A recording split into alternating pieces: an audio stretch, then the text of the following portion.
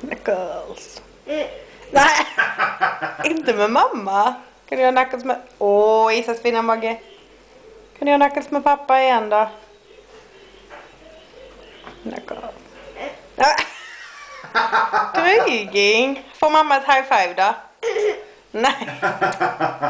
Taskmart. Är det för att pappa precis har kommit hem? Du pappas... Nej, har du bajsat? Nej, nu låser spicar du ju.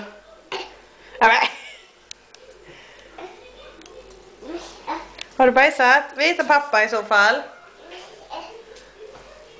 Nu har bajsat. Får du titta. Det var ingen bajs. Skojades du på mamma?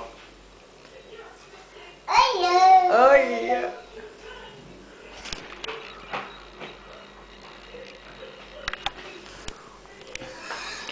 Här är Stefan och Krista. Vill du dra ner tröjan? Åh. En blöja har lossnat. Jaha. Mamma. Kan pappa gå och byta?